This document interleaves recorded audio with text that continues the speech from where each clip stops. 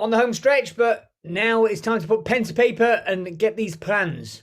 Remember, Chris, that I think that these 2 days could be the most impactful of the next quarter, because it's when you make the strategic decisions about what's going to get executed. Okay, the work you do in business as usual is essential. You've got to do the delivery. You've got to take care of your clients. You've got to run the operations of your business in most cases. But the strategic decisions, Julie, are the high leverage points. David, they're the things that make an impact. So it's not just business as usual, but you can have growth that outstrips the marketplace. All right, so just before we get into the strategic plans and the strategic planning, any questions, thoughts, comments that have come up from anything, well, from the last session, from today, or indeed the last day and a half? Either unmute yourself or just type it in the chat. What questions, thoughts, comments do you have?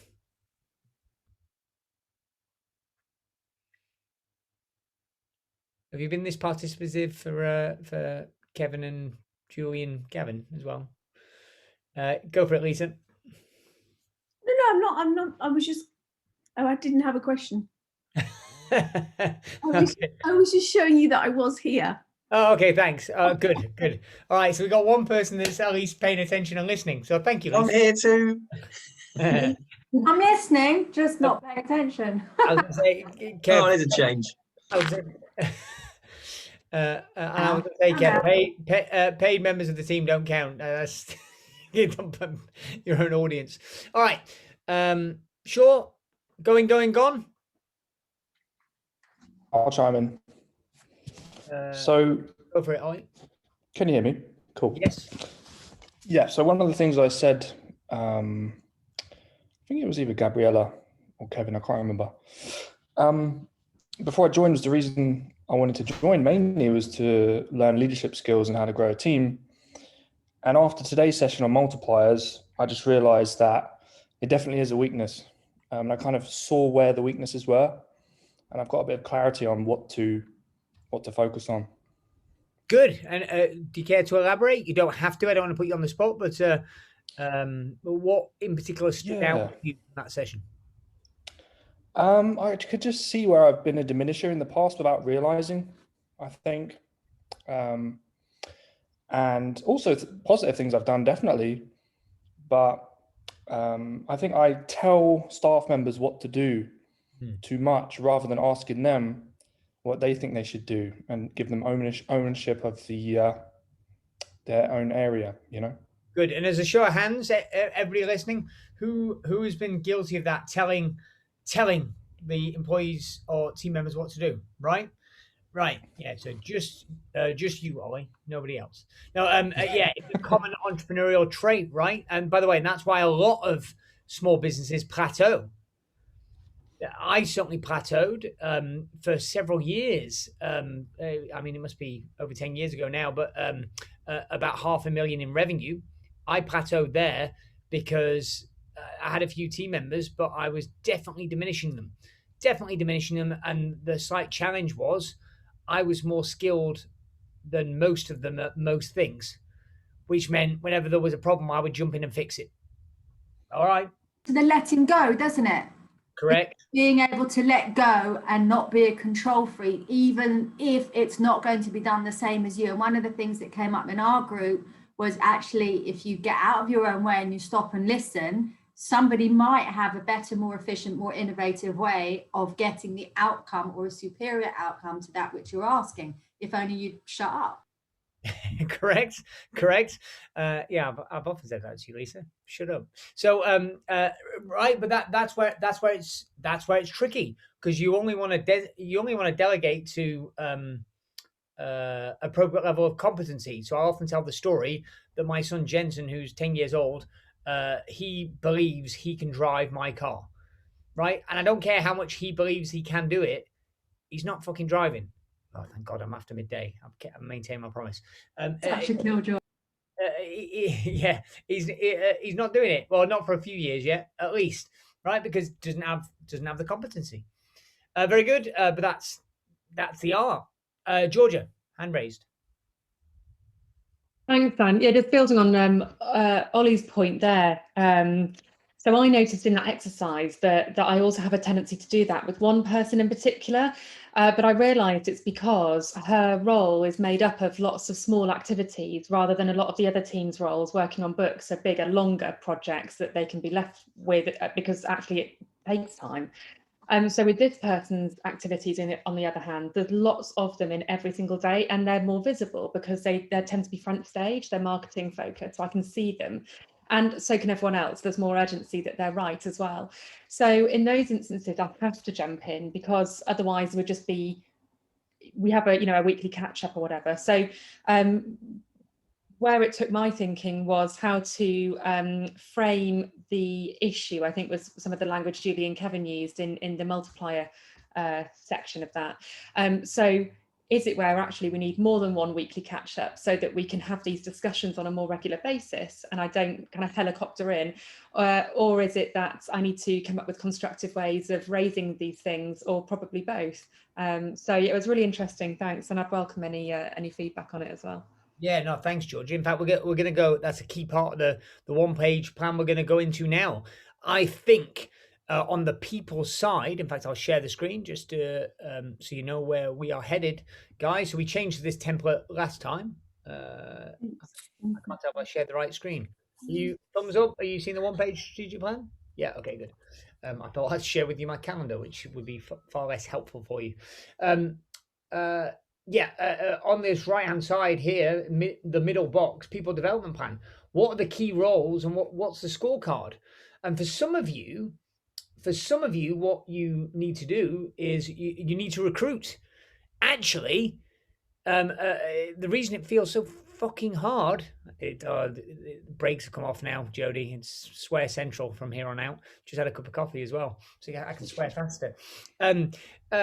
Is you haven't got the right people on the bus, right? And where you want to go, the team isn't strong enough, right? The team isn't strong enough. I give the example yesterday. I remember a time with Gabriella, and we had a particular target. Team target for new sales, and we were well adrift, and the pipeline was relatively barren. And Kevin and I were talking about it, and I just remember saying to Kevin, I'm like, you don't need to worry about it. We don't need to do anything. She'll deliver. Just hands down, I don't know how, she will get it done. And lo and behold, at the 11th hour, she manages to get it over the line, right? And so that's an A player. A players hit targets. That's just what they do. And but where it trips people up, Mike and Lee, where this can be problematic is sometimes we hire people and hope that they're an A player, but we haven't done the work upstream and we abdicate. So they're not supported, they're not given what they need, and they're not given the training. So some of you need to recruit better people or additional people, certainly as you grow, right? But if you think about it, if you're going to grow and the company's going to grow, you're either going to hire more senior people or you're going to hire more junior people, and the people that you've got at the top of the org chart need to grow.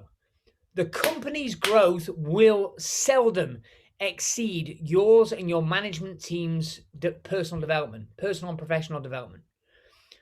Right? So you really need to give consideration to what is your people development plan. How are you going to train, nurture, multiply those people? Elements, obviously, that were in the last session, but many more things besides. Culturally, skill set wise, right?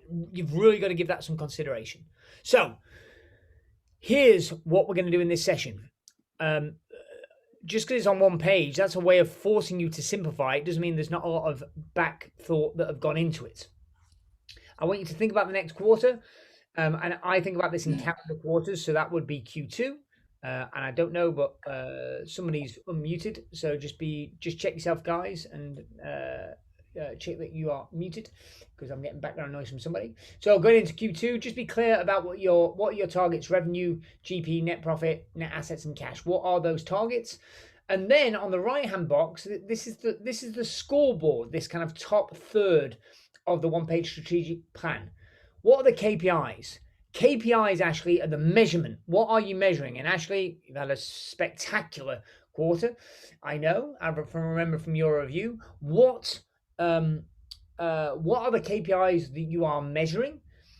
And then critical driver is, what are the actions, Rob, that you're staying on top of that deliver the KPIs? So to be uber simplistic, if you want the number of new customers, so the number of new customers acquired is a KPI. The critical driver might be the volume of sales calls or the volume of leads generated. That's the activity that is going on that is going to produce those new customers. If the KPI is customer retention, okay, the critical driver might be the number of coaching sessions, the engagement rate of those members. And then you've got to be clear about who the owner is, right? So the top third of this plan is your dashboard.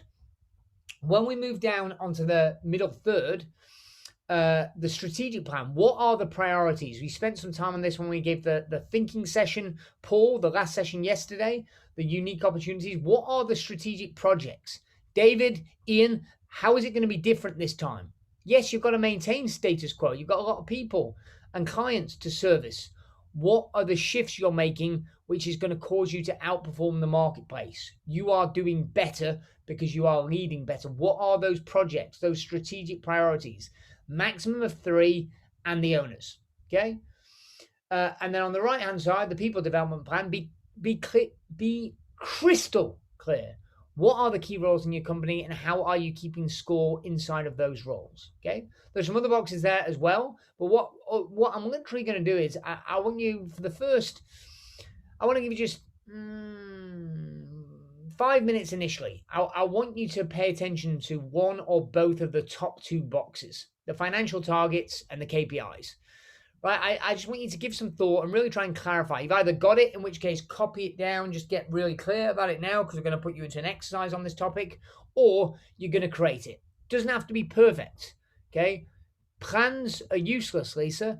Planning, Sarah, is invaluable. So it's the actual thought of thinking it through so you can succinctly communicate it on this one-page document, Neil. So if I picked it up at the end of the session, I'd understand what you're at and where you're trying to go, Marcus. Okay, so I just want us to focus on the targets first, the top 2 boxes on the page. I'm going to give you 5 minutes just to start drafting that out, and then I'm going to throw you into an exercise to share with somebody else, 1 or 2 other people, what you've come up with and to discuss before we get into the plan itself. Any questions? Any questions from anybody before we throw you into thinking time and starting to outline the targets of your plan? Remember, I'd say this is where most business owners disengage, and that's where most business owners get shitty ass results, right? If it was easy, everybody would do it. It's the actual thinking time. But as soon as you just say, oh, no, I've done this, I know I'm listening to somebody that's not committed to mastery. All right? So pen to paper, just thinking time. All right, welcome back. Let's do it. Here's where the rubber meets the road. Questions, thoughts, comments. Sarah, Lee, Alistair, Jody, what have you got? What are you thinking like as it relates to your targets, KPIs, etc.? Are you clear? Is there more work to do? If you got stuck, Josh. Hello, Josh. I saw you comment in the chat earlier, but I've not seen your face so far. What are your questions, thoughts, comments? How did you find that little breakout? Yeah, I can throw something in. Yeah, go for it, Alistair. The key one for me is the KPIs box, because we take this sort of really seriously. And it helped me right at the very beginning of this year when we set our budgets, that we actually looked at the profit we wanted to make for the year and then worked our way right back to how many website hits did we want to get or did we need to get to make that number. And because we've got about 10 years history on every conversion rate, we know that we need to get 10,000 web leads every month. And if we do, we should make that bottom number. We're running at about 13,000 at the moment, and the percentages are all stacking up. So it's really important. We set them with our budget at the beginning of the year, and then we review them every month to just make sure, see how we are. Well, we review them weekly at our team meetings, but we review them all the time to make sure we're on track with those KPIs. And that should enable us to get the bottom line. Well, it's obviously working for you, Alistair, with record-breaking year, another spectacular quarter, and I guess we're going to elaborate a little bit more on it this afternoon. So, yes. Well done, sir. Ashley asked a question in the chat. What would be a critical driver of a client average spend target? Ooh, that's a good question. Instinctively, Ashley, I know you're on a train, so I won't call you up to chat, but you can comment in the text. I'm open to suggestions from the group. Yeah, not sure. I think you could argue there might be some calibration for lead quality, as in because the lead quality dictates the average transaction size. It could be you could do the tracking of how the offer's made. So if you're making, upsells or larger offers or bulk buys relative for what it is that you're offering at the point of sale, tracking how many times they're offered, because a lot of times it's just omitted, right? The average spend target, people just go with the basic offer and they don't sell the bolt-ons. So there might be some way of tracking. Like if that's done verbally, it might be a good old-fashioned tally. Yeah, I'm open to other suggestions, but that's a good question. I'll leave that one open, Ashley. Arthur says, I can't hit my targets until I introduce a coaching program as I can't scale my time. Capacity for me is a big problem. I do have another copywriter now, which is a huge help. Good. Well, that probably speaks to the next part, Arthur, for you, which is I want us to go into the strategic priorities. So in this next segment, and I'll give you a bit longer this time, I'll give you 10 minutes thinking time and then 10 minutes discussion. I want you to be covering off the strategic plan and the people development plan. So I want you to give thought, Liam, to what are your top strategic priorities. They may have come out of some of the critical thinking time we did yesterday, particularly in the last session, or it might be relative to the trends that we did in the first session yesterday, but also how are you going to develop your people? That's what I want us to be talking about now. So what are your priorities? Who within your team are going to be responsible for that? And on the people side, what are the key roles, what are the scorecards? And you could argue it's a strategic priority. It's a strategic priority to for you to develop your team or the recruitment. So it could, in effect, show up on both sides. And Andy, put them into breakouts now, but so they're already there. But let them think about it for 10 minutes, and then we will prompt you to engage in conversation. But just get your brain working. Get your brain working. So 10 minutes thinking time, 10 minutes discussion, 20 minutes in total. See you shortly.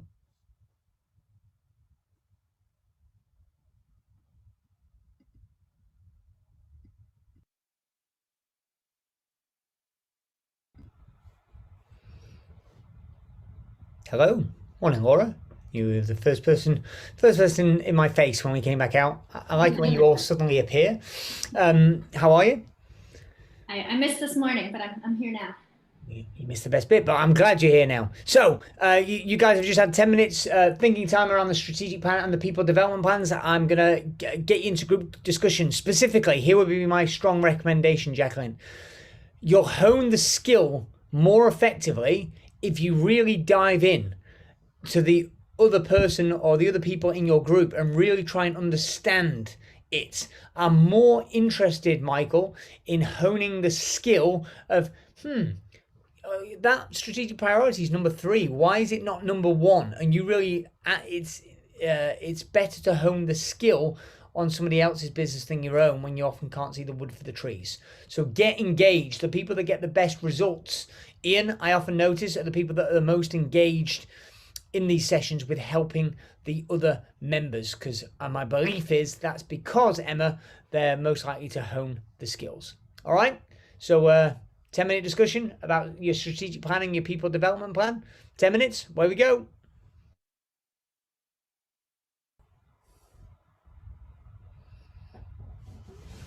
All right, welcome back. I'd love to take a few samples, thoughts, comments, questions. What came up for you, Grace? What did you find useful? Where are you stuck? What's your strategic priority? People development plans, Kev? Any or all of the above? Who would like to share? Chris scratching his head with excitement. All right. I'm waving at you manically, Dan. I'll share. Weirdly, Lisa, you were slap bang in the centre of my screen. I was about to call on Alison. So yeah, we'll go Lisa first. And You've just got selective blindness when it comes to me. I live with it. So one thing that I'm hearing come up time and time again, I just wanted to bring forward was the people problem of people needing to hire.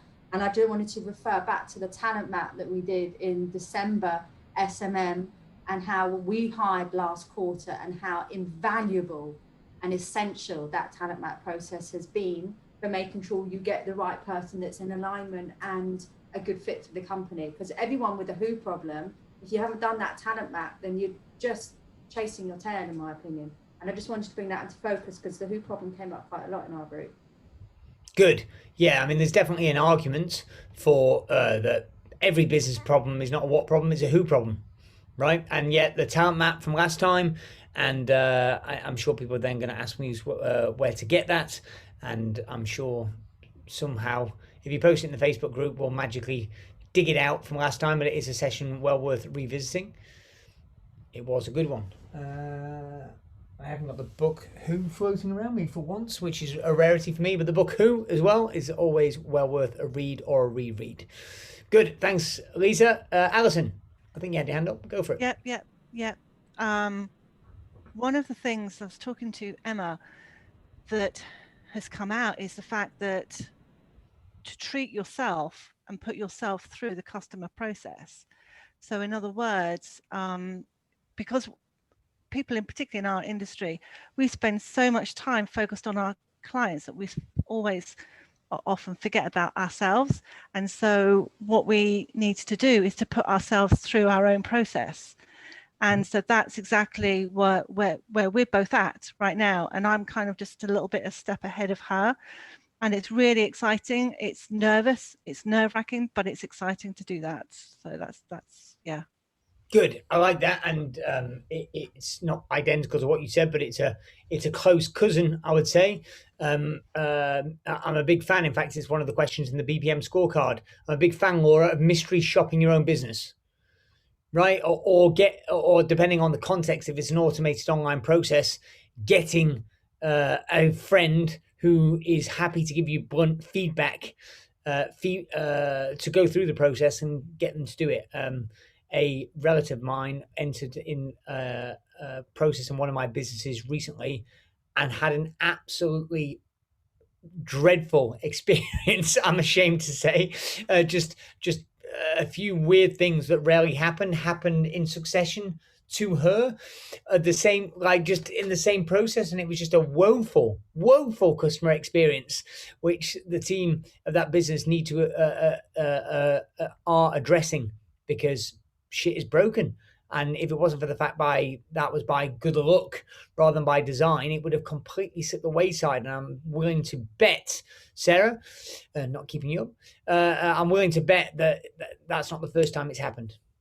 Right? So yeah, mystery shopping your own business, always worthwhile. So final exercise, I'm going to throw you straight into a group just to discuss anything on your one-page strategic plan. How do you make it better, tighter, support each other, help each other, ask questions? If you don't understand what's on their plan, Neil, ask a question, right? Because if you don't understand something on Jacqueline's plan, I'm going to suggest it's because she hasn't articulated it clearly enough. Now, you're not visually sharing plans, so I would encourage you just to share with each other strategic priorities, what you deem to be your strategic priorities, and just ask questions, Lisa. Probe, pull, dig in, mismatch, challenge, get stuck in, right? This is where rubber meets the road. So 10-minute exercise, and then we'll be on the final break of the day. 10-minute exercise, now just reviewing, discussing, augmenting your one-page strategic plan. Take us away, Andy.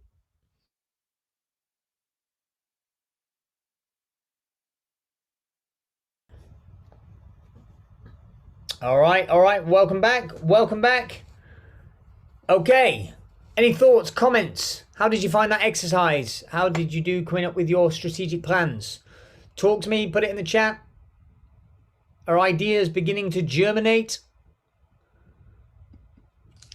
Dan, it's Georgia. Yeah, as always with these 2 days, it just kind of all starts to come together really nicely. So feel like I've got a like more connection between ideas and everything like that. And I'm still missing the main the sort of top 5 KPIs, critical drivers, owners. So the rest of it I've got, but kind of feeding it into there is where I'm at. So I suppose it's those, yeah, the main overview KPIs that everybody's collectively working into, just to make sure that it's really joined up, that I'm still working on. I don't know if has anyone else kind of struggled with that, or do you, Dan, know why? Yeah, well, actually, Alison said session not long enough, could have carried on, and she didn't reference the bit that you specifically referenced there, Georgia. But I've got no doubt that more time needs to be spent on the plan. And actually, what I'm going to do is tease you all a little bit. We are making a tweak to the program to augment and improve the program that I believe will help support you in answering that question, Georgia. And I'm going to tell you all about that when we come back from a break. So when we come back after the break, to tell you about this magical addition to the program, Sarah, that you're going to love. We will then be going into the final session of our 2 days where we'll be talking about what's working now. So we'll be hearing from Lisa Cato, Alison Broom, Ashley Bullock, and Sonia Gill, who've had each respectively had phenomenal, and in some, or I think even most cases, record-breaking quarters. We'll be asking them questions about what is working now. And then we will have a workshop wrap up and put a bow on it. So when we come back, I'll tell you about the new addition to the program, something that we are adding for all of you. So you're all getting it, no additional charge. It's new because helping us to expand the plan going forward. We will take a 20-minute final tea break, and we will start back promptly, please, at 2:45 for the final session with the mastermind members. What's working now for panelists? All right. Thanks, guys. See you in 20 minutes.